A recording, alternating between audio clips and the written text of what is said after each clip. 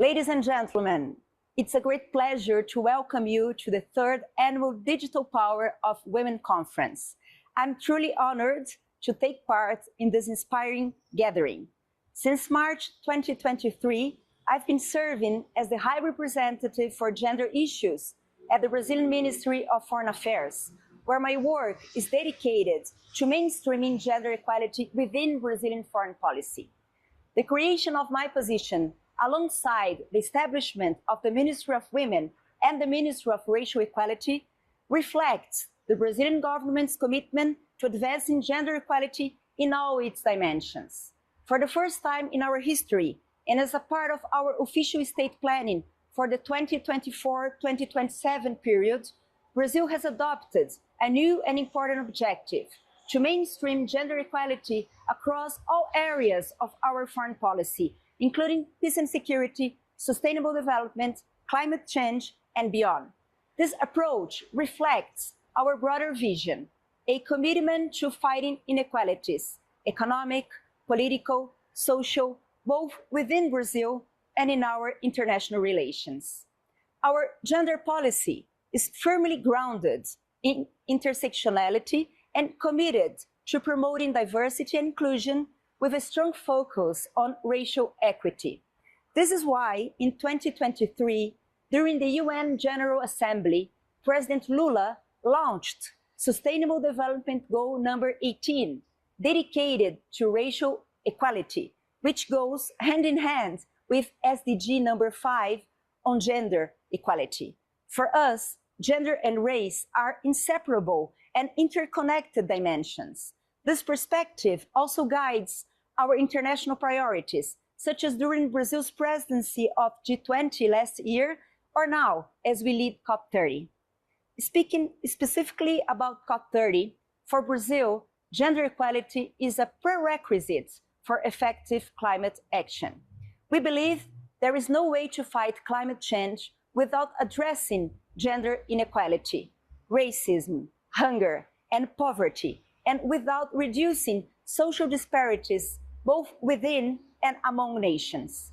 We recognize that climate change exacerbates existing inequalities and disproportionately affects women and girls. They are still underrepresented in decision-making. Women face unequal access to education, land, credit, and clean energy. They carry most of the unpaid care work. And in times of climate crisis, the risks of gender-based violence also increase. At COP30, I've been acting as a facilitator for the negotiation of the new Gender Action Plan, the GAP. This plan is a key instrument that will guide countries' efforts in implementing gender and climate action over the next 10 years. It has been a long journey. At COP29, we succeeded in approving a new and robust work program on gender. Thanks to strong collective efforts, the final text included for the first time explicit references to girls as well as gender and age disaggregated data. That was an important step towards reaffirming our commitment to addressing gender inequalities within the climate agenda. In June, during the Climate Change Conference in Bonn, the discussion led to a draft text of the new GAP. Now, as this video is being broadcast, we are in Belém at COP30, negotiating the new GAP and working to fulfill the primary goal of this conference, to bring the climate regime closer to the real lives of people.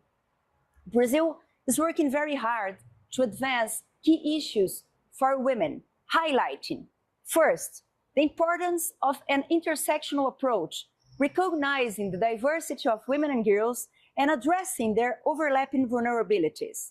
Second, recognizing the role of women and girls of African descent in climate action. In Brazil, they represent the majority of the population and face historic and ongoing inequalities rooted in the legacy of colonialism, slavery, and racism. As we saw last year under the Convention on Biological Diversity, which acknowledged the contribution of people of African descent to biodiversity protection, the new Gender Action Plan should likewise recognize the vital role of women and girls of African descent in climate action. In this sense, the COP30 presidency held a high-level panel dedicated to this topic. I would also like to stress the importance of civil society engagement at COP30. Civil society organizations have been participating actively in the negotiation process through the constituencies of the climate regime, engaging in discussions, speaking with negotiators, and making their voices heard.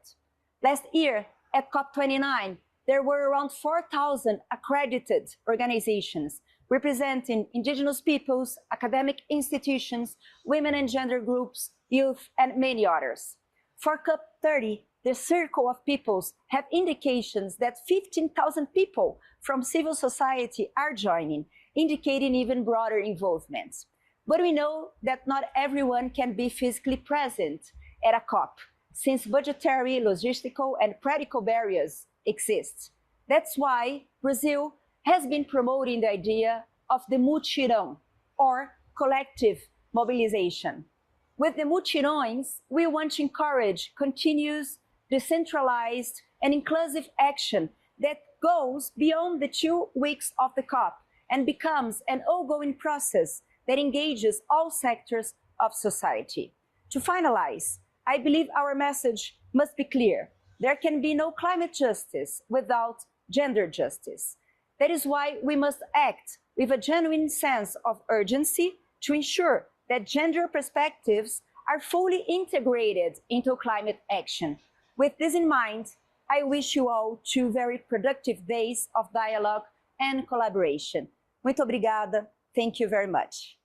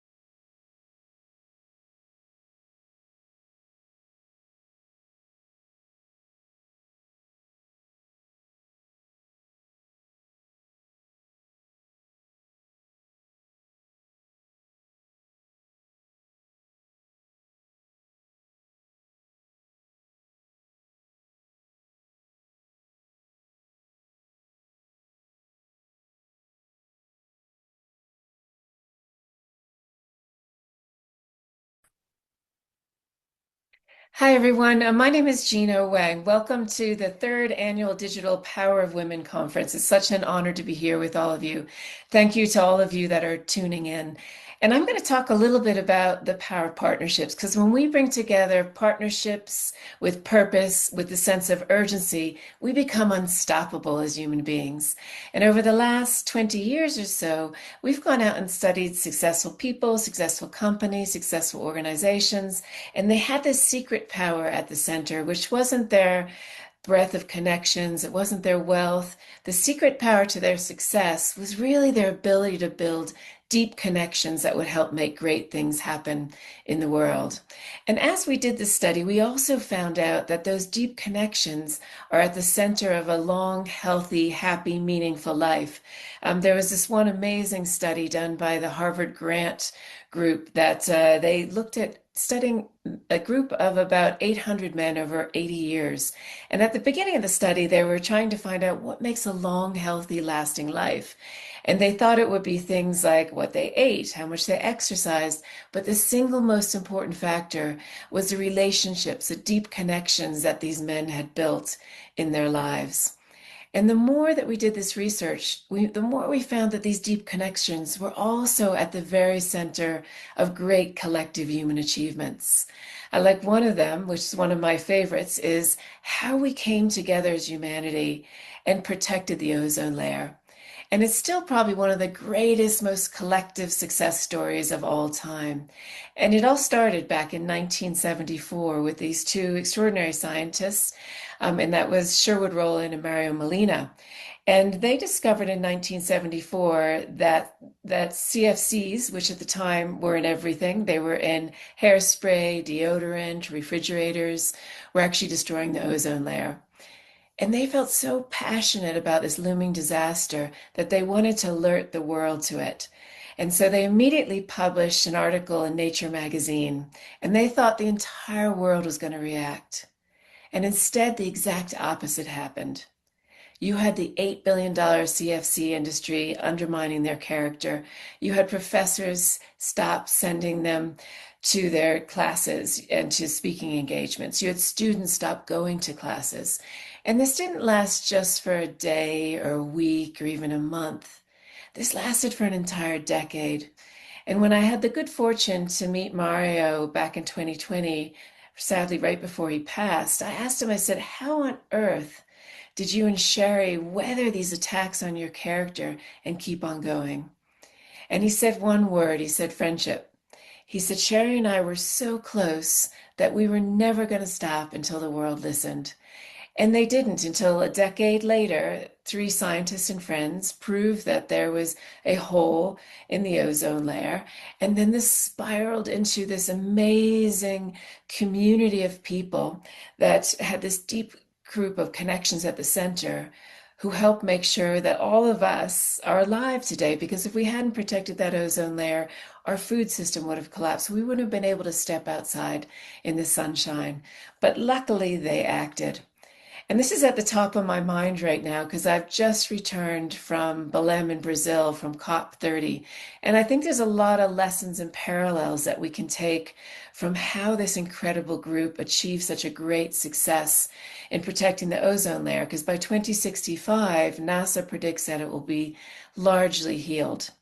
And if we look at what just happened at COP in Belém and what's continuing today with the negotiations, one of the things they're really trying to do is get these roadmaps to both phase out fossil fuels, but also to make sure that we're protecting forests and stopping deforestation. And the importance of those is absolutely critical. And again, if you look at the parallel of the ozone community, what they did is they just didn't talk and just didn't build treaties. What they did is they actually did the work. And this was actually, as COP30 presidency called it, the COP of implementation and the COP of truth. And that's what we need to do right now is build these incredible communities and these roadmaps of how we're going to phase out fossil fuels.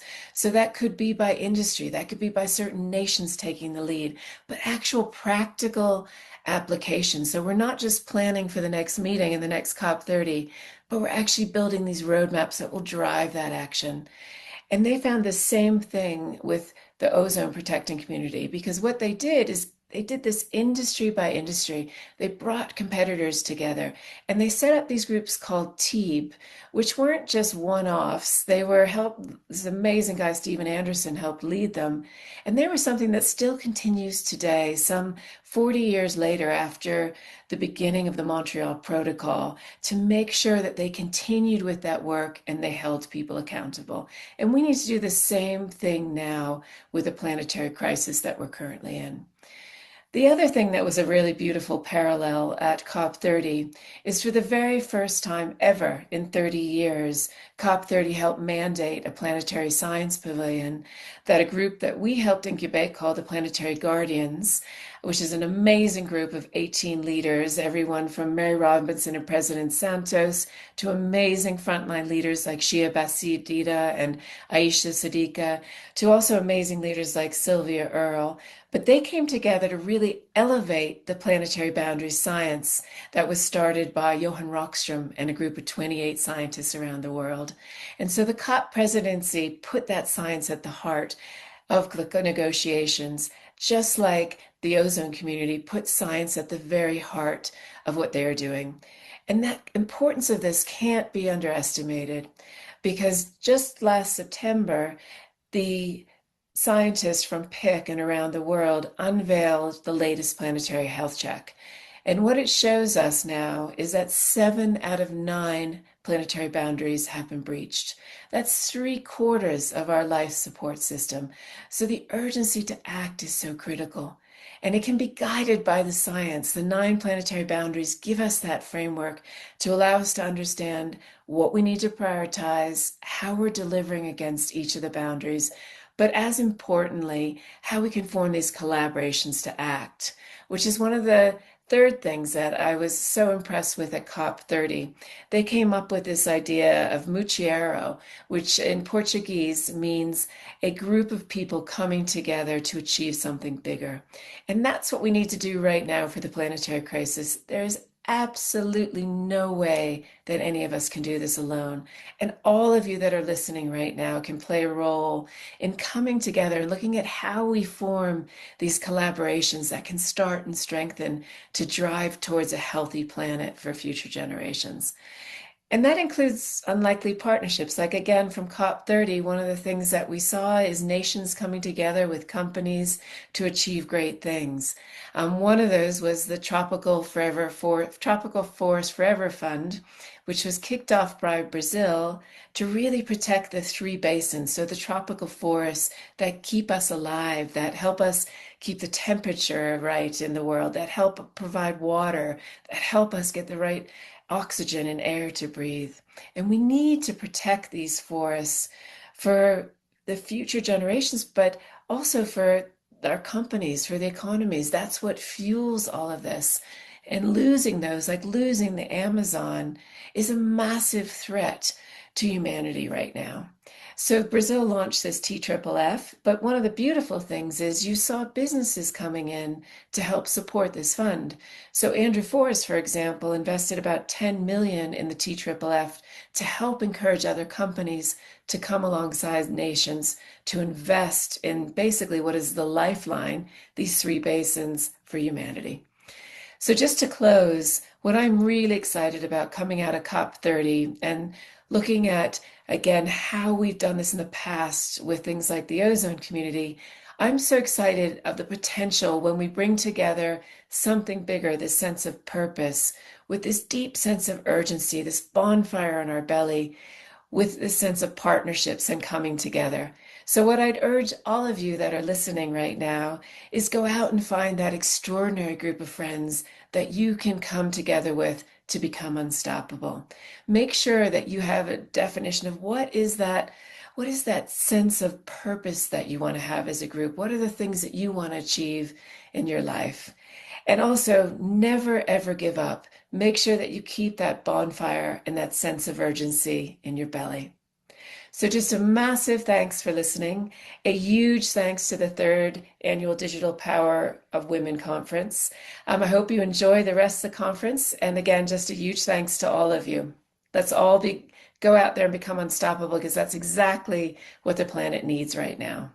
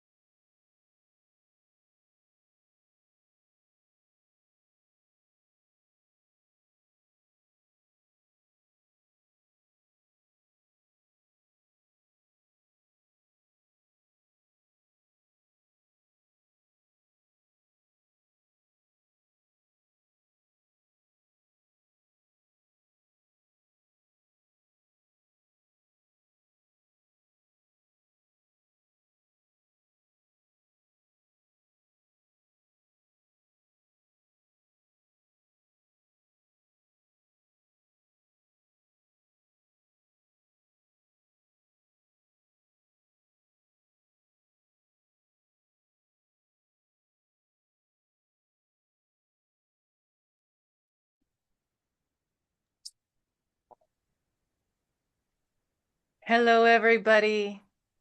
Welcome to the third annual Digital Power of Women Summit. We have such a special segment coming up live from COP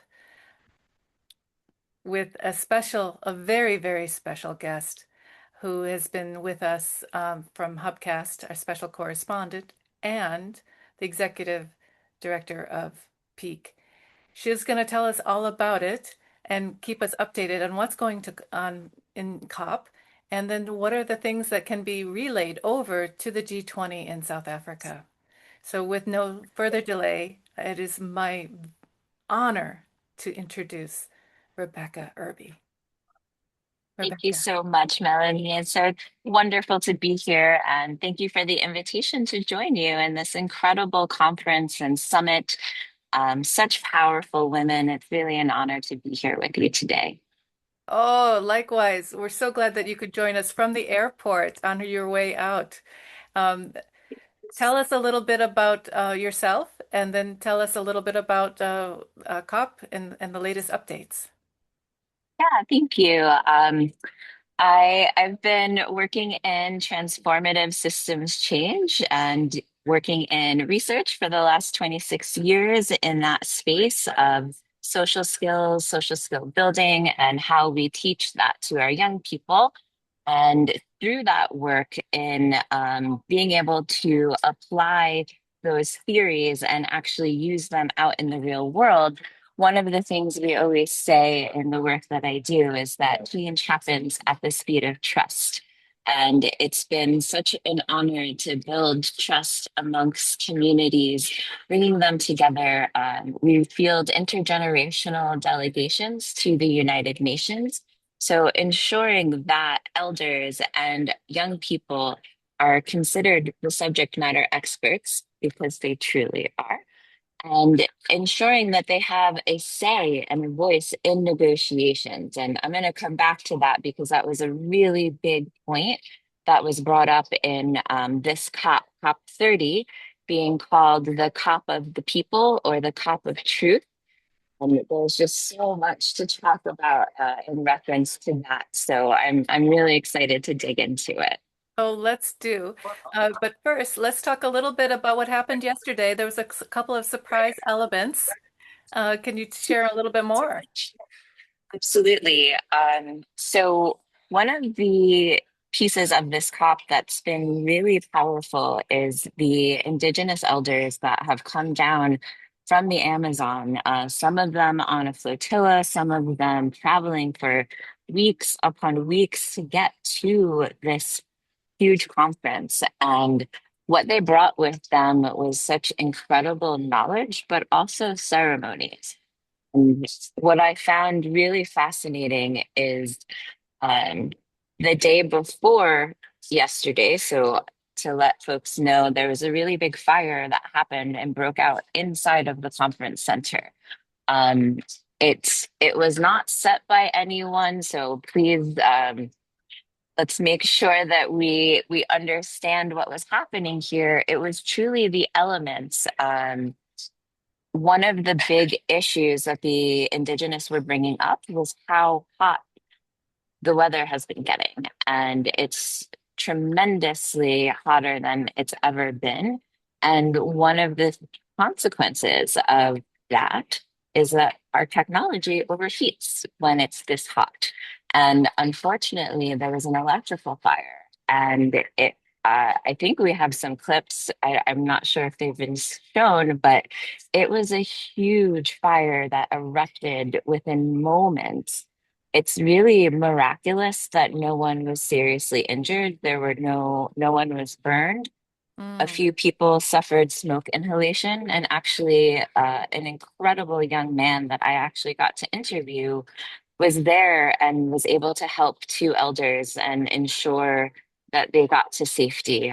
Because he was helping them, he did suffer smoke inhalation, but I hear he's doing much better today. And it's just so incredible to see our young people. He's 25, and he was there and able to truly, literally stand over one of the elders that got knocked over to Oh, ensure that wow. she wasn't trampled. Yeah, it was a very, very powerful, emotional, I will say, day.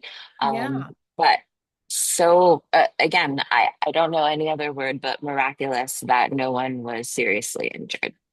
Absolutely. I mean, wow. I mean, such an experience. And then for it to be caused from a natural cause, there's no greater symbolism for the moment that we're living in.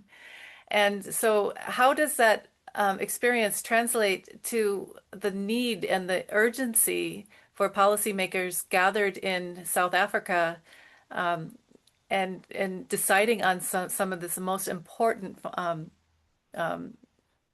financing laws and to be able to bring resources to issues of biodiversity, of indigenous peoples, of the youth? How can what you've learned from COP be translated over and into messages for these leaders? So first and foremost, and this isn't just something that I've learned from COP, it's from the last 10 years that I've worked with the United Nations and have had the honor of fielding many delegations, is that until we have Indigenous elders and leaders in those high-level political forums and truly in the negotiation room, the solutions that you're coming up with aren't the ones. You don't have the knowledge. You don't have the wisdom keepers in the room. I don't understand how we believe that we can come up with the solutions without the solutionaries in the room, without those who hold the wisdom, the knowledge. But besides holding the wisdom and the knowledge, they're the ones on the ground. They're the ones who have to implement these, whatever is being decided. So that would be my first message to all of the leaders in every arena, not just the G20, in every high level political forum. It's not enough to invite the elders and have them listen. It's not enough to invite young people and have a youth summit to the side. They need to be in that room, at that table, and have a say, an equal say in what happens, because it is their future. It's their knowledge that's going to save us. And it's outrageous to me that they're not included in the negotiations. So that's my soapbox for the day. And It was now an we can it's move an on. absolutely important point, and that's one of the reasons here at the Power of Women that we are galvanizing leadership from the front lines of climate to the offices in New York to the offices in Delhi, the leaders around the world coming together here on the Power of Women platform to give rise to these voices, to make sure that they're not just heard, but they're listened to, and that also that we have an opportunity to come together in different ways to bring forth a leadership that is united and balanced and compassionate and kind. So we're really excited that you brought these points up because there is an element of change afoot. We're in a different era right now. And so how do you mirror what is happening within the indigenous communities with the conversations in AI and how we move together in these different worlds without we move forward together. Let's just say that. How do we move forward together in these different worlds? So there's a very powerful saying, and I know it's been said by a few different activists throughout time, but one of the last people that I know said it was Bell Hooks. And she mentions that change happens at the speed of trust. And I think that that's really critical for us to understand in this moment when it seems like, according to our media and the television, that we are so separate, that we are so incredibly distrusting of one another. But one thing that I see when I'm actually out speaking to people and engaging with folks, I experience the complete opposite of that separation, of that mistrust. I think it's really important for us to understand that AI, social media, all of these technologies, they're truly just reflections, but often they're the shadows of our reflection. And it's not what is truly there. We need to look through and past something that is a shadow and a distraction and understand that it's communities of care that are truly going to be how we see transformation, how we see the change that we need technology, AI, for me, AI is incredible. I hope we get to a place where, yes, it's replacing lots of jobs.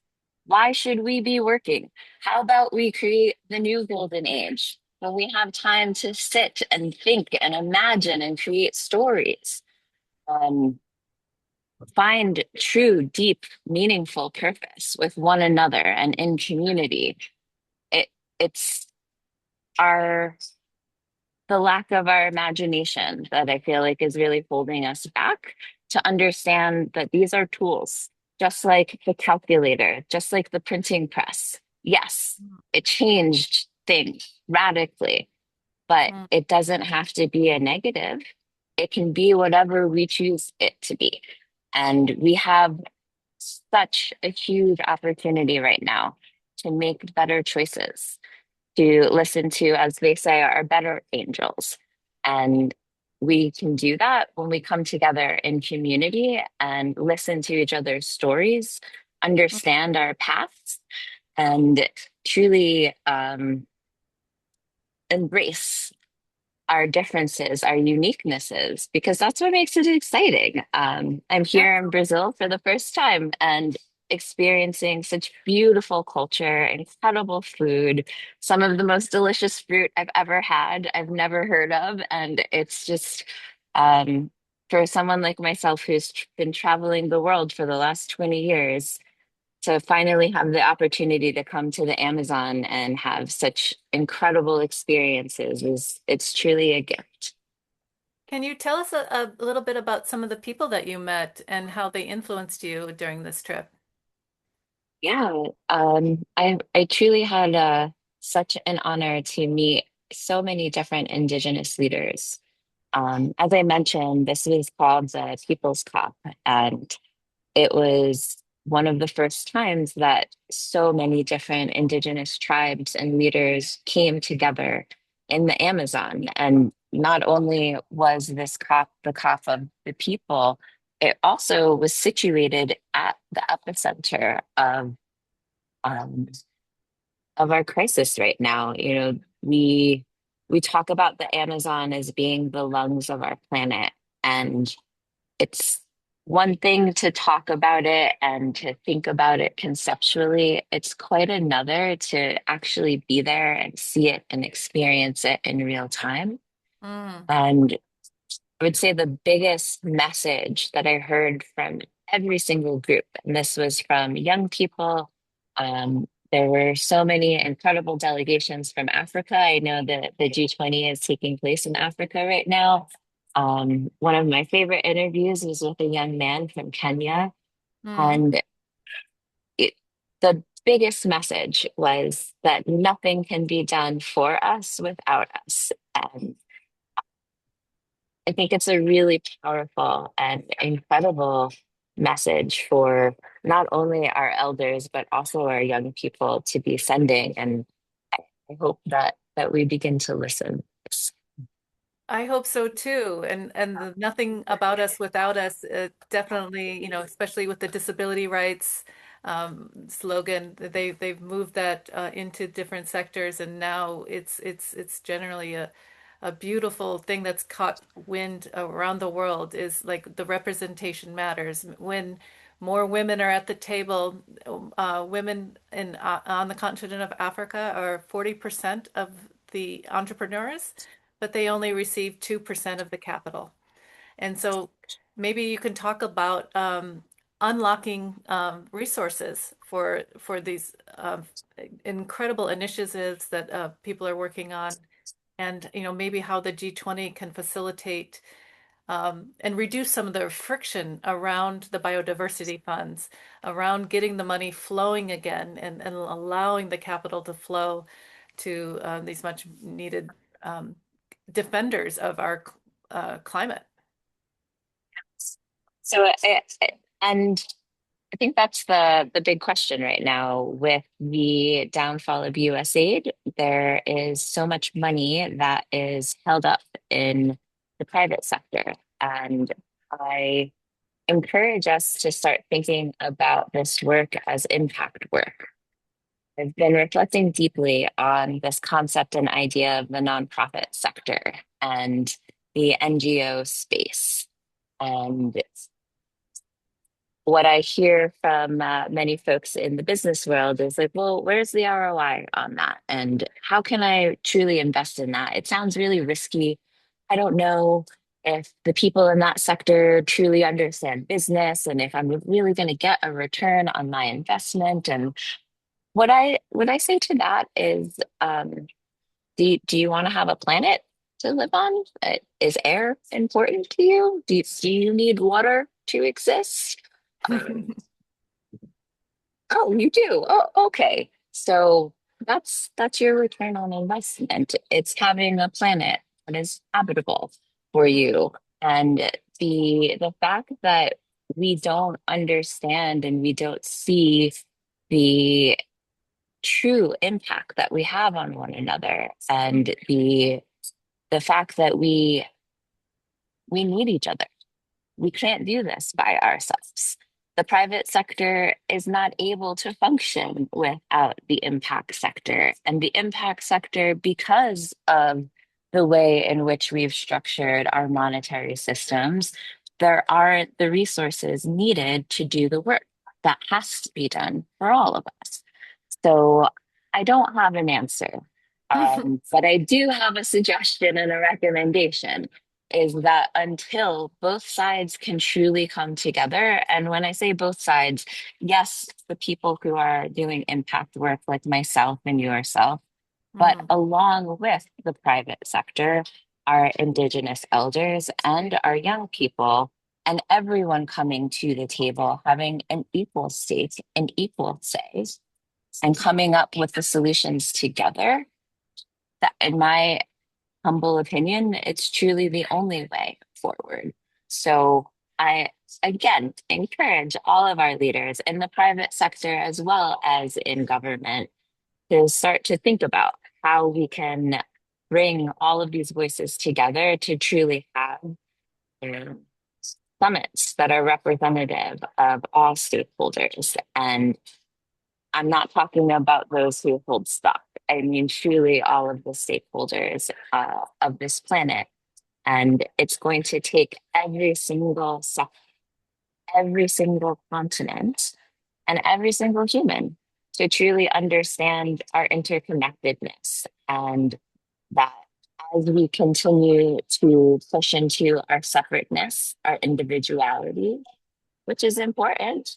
Each person, wildly important, so incredibly powerful.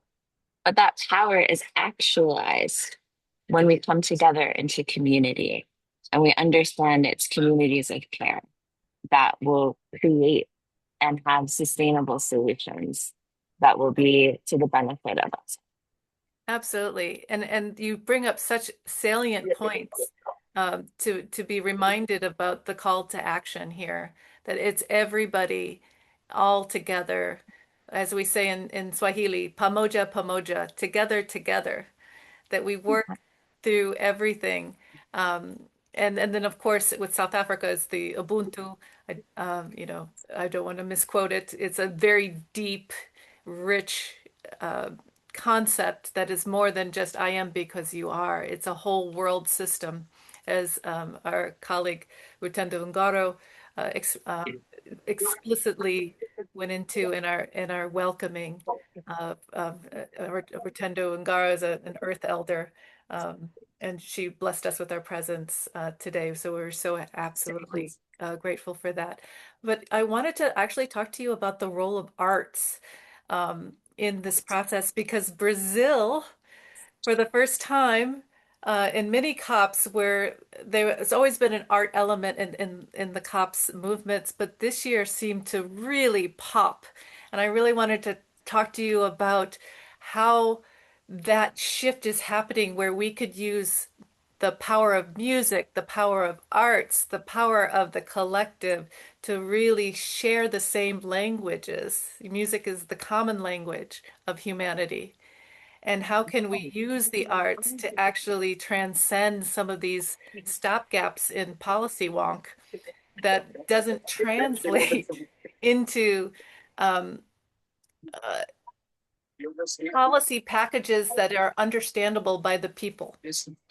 And so how can representatives who are representing the people at these events in coming together at the G20, how can we actually move towards some of these goals to have a sustainable planet with the power of the arts? And what your experience was and what you saw at COP that was really remarkable.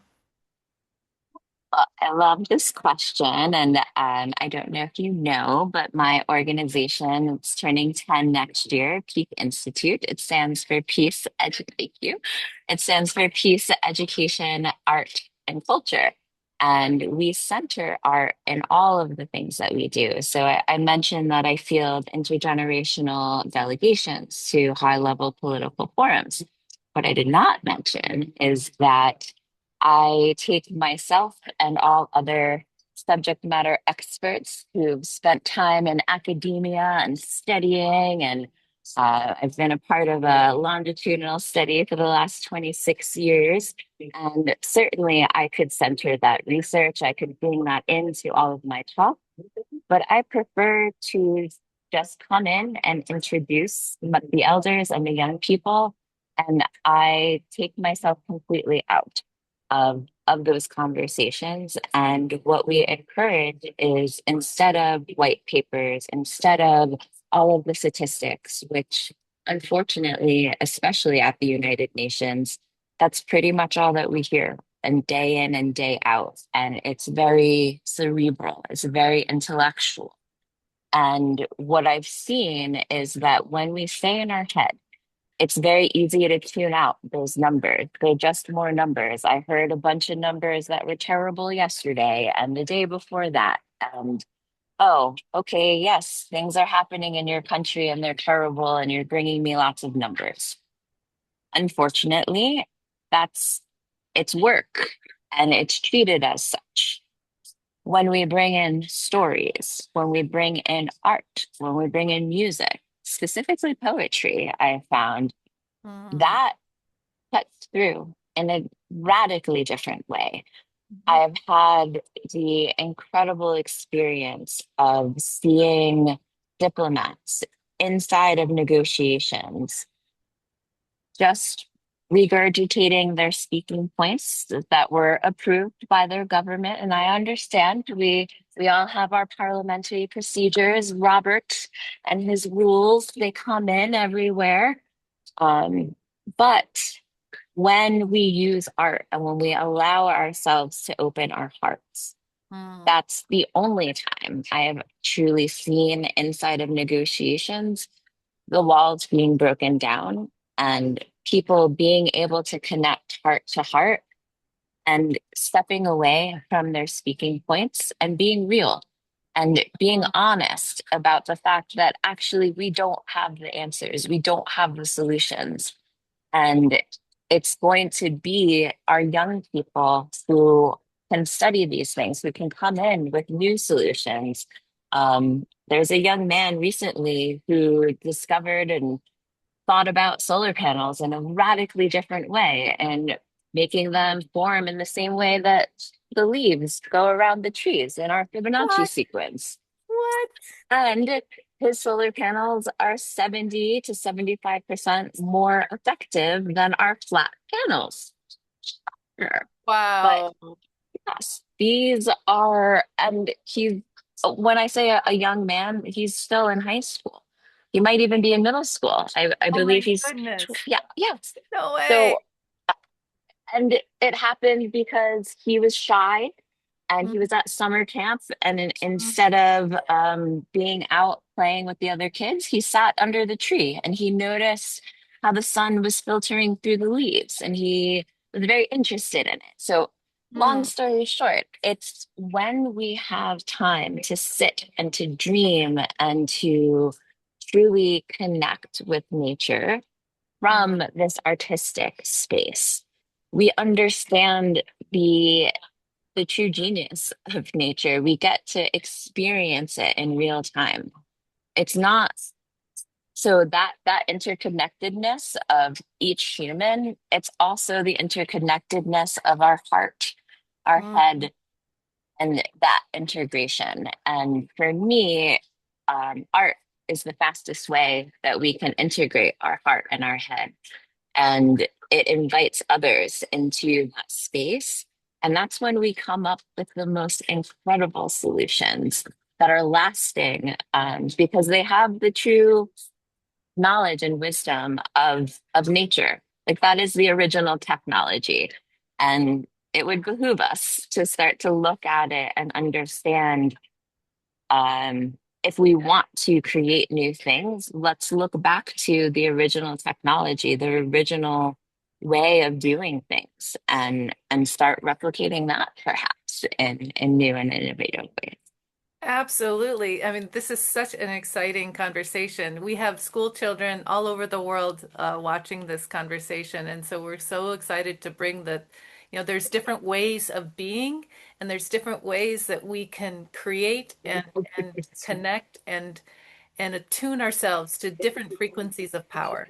So, like, how can we raise the vibration inside of ourselves, and then how can it flow out? It seems to be a common theme with many of the sessions today. And I also wanted to share as something coming up in the program. We have such a great panel coming from Dr. Michelle LeBaron and Dr. Karanjot from Berkeley, and they are going to take us through an arts-led practice in peace and conflict, in peacemaking, basically, peace and power. And so coming up at 1 o'clock Pacific time, you can tune in and we can move through the experience of how do you go within to create in the world. And so, what would peace look like if policies were made that way, if we all could come together and create together within our authentic selves, what would the world look like that way? That way, how can we inspire the children um, watching today with some of the things that you were mentioning? How can we inspire them to do things differently and accept that they can, that there's uh, no permission necessary, and to be able to be granted this kind of connection with nature, to be able to listen and to be able to connect with each other around the world. So I'm really grateful. Oh, go ahead. Well, I was gonna say, for me, it's I find my inspiration from young people, and it's um I focus on youth leadership and helping young people find their voice. Mm, And it's not about, so I make a distinction between empowerment and agency. mm, And I believe empowerment is really a Western word. It's a word that implies that I have power that I can give to you. And mm, I don't believe that to be true in any sense of the word. I mm, believe each one of us is truly powerful beyond measure. And we've forgotten that. mm, And young people often, they have that and we tamp it down. We stifle it. So it's truly about helping young people express themselves, have the self-esteem and the confidence to know that it may be different, but it's good that it's different. We need that uniqueness, that unique perspective, and that it's their remembrance of who they are and being able to share that confidently. That's going to be the missing piece and ingredient that is needed for the changes that are to come. And it's when we give space, when we give platform, and we give the tools to our young people to know how to express themselves, and give them a platform to practice and find that inner confidence, that remembrance. So for me, that's what it's about. It's about providing platform, providing the tools and the resources because they have it all. You have it. I have it. Nobody needs to give it to us.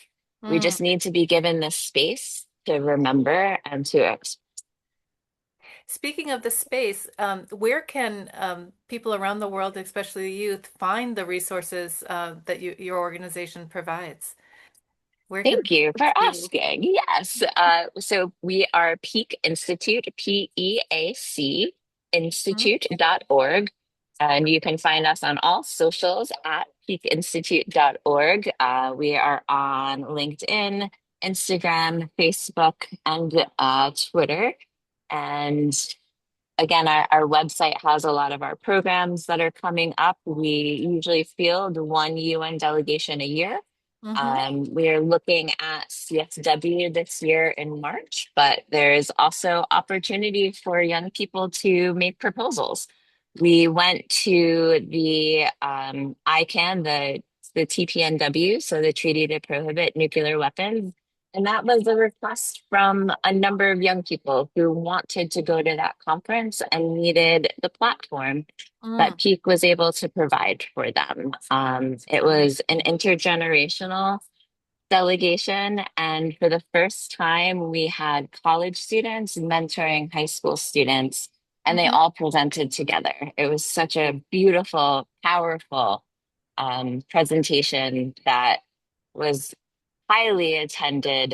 There wasn't even standing room. They had to open the doors because so many Wow. people wanted to engage with and speak to that delegation. So That's yes. incredible, and what an influence, of a room full of state leaders being awash with youth voices and that energy to really liven up the room and really clear the energy and bring hope and new possibilities into the room. That's really exciting work that you're doing. And thank you so much for being a champion of change within ourselves and within the coming together of the generations. You truly are a remarkable leader, and we so appreciate your time with us today. Um, we're going to cut over to another legendary leader, which is the granddaughter of Mandela, shortly after this. And so we want to continue that legacy of moving from, and Mandela often said that music is what enabled him to be free, that it was the thousands and the millions of people singing Hugh Masekela's song to free him that got him out of prison. And what if we could all sing together? What if we could all use the power of the arts and use the power of music to actually resonate to a different frequency and bring in new ideas? And so we're so grateful for you to come on board, Rebecca, and anything that we can do with the power of women, just let us know. We're here to connect and support and build this fabric of wonderful leadership like yours, connecting in with the youth in your around the world to really bring in a different kind of leadership, a balanced leadership. And so we thank you Thank you so so much. much. All right. Thank you. I had one thing I did want to say Oh, because you sure. just mentioned this incredible idea of bringing people together to sing. And actually, in South Africa next year, October 17th, Origin, a global movement where we are trying to bring together 1 billion people to come together and sing across the world. So it has already starting, it's already Oh, happening. So please help get the word out. October 17th, 2026, Origin Movement. And we are inviting the world to come together in song did you hear to that? start Did to move everybody that. mark their calendars? October 17th. And what are and we'll sing all different kinds of songs, correct?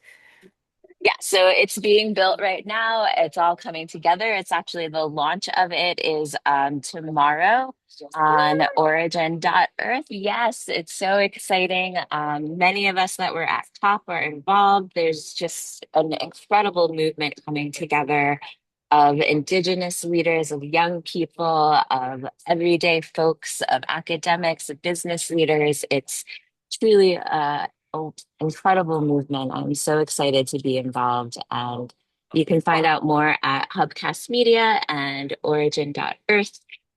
So please check it out. Oh my goodness, what a way to wrap it up. Thank you so much, Rebecca. We look forward to singing along with you on October 17th. Come on, folks, let's do it. Let's put it in our calendars. All right. Thank you so much. Thank you.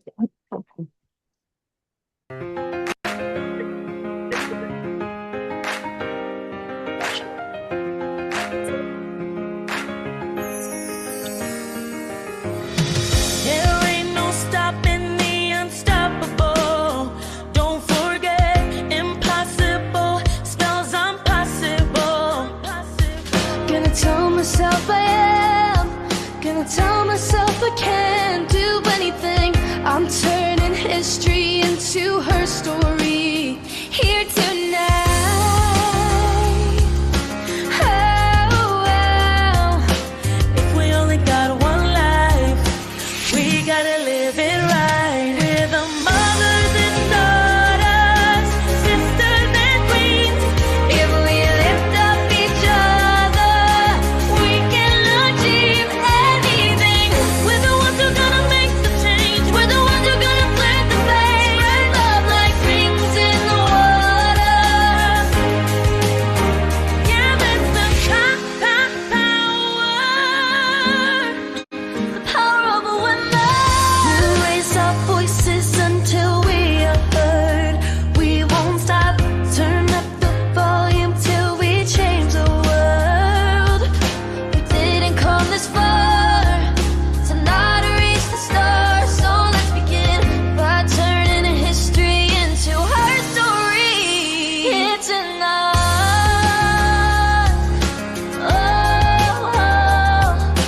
if we only got one life, we gotta live it right now. We're the mothers and daughters, sisters and queens. If we lift up each other, we can achieve anything. We're the ones who are gonna make a change. We're the ones who are gonna flip the page. Spread love like rings in the water. Yeah, that's the power of women. We got the power, we got the power. We got the power, we got the power, we got the power. Oh, tonight we're gonna ride our names across the sky. So they'll know the power of women. Sisters and queens, sisters and queens. We can achieve anything. We're the ones who are gonna make the change. We're the ones who are gonna flip the page. Spread love like rings in the water. Yeah, that's the power. We got the power. We got the power. We got the power. We got the power. We got the power. Oh, tonight we're gonna ride our names across the sky so they'll know the power of women.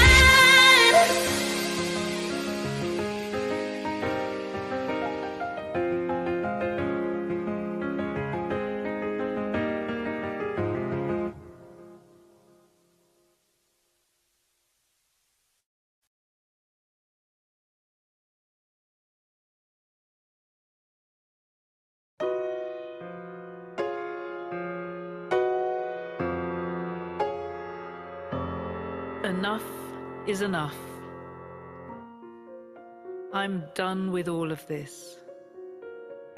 We've been talking about peace for so long, and yet it seems that all we do is fight and rush around and judge each other and criticize each other and worry and live in a constant atmosphere of stress, divided, confused. and sad. And there's no peace in that. And so I say, enough is enough. We've been waiting so long for other people to make peace for us, and it's never worked. And so now it must be time to make peace for others.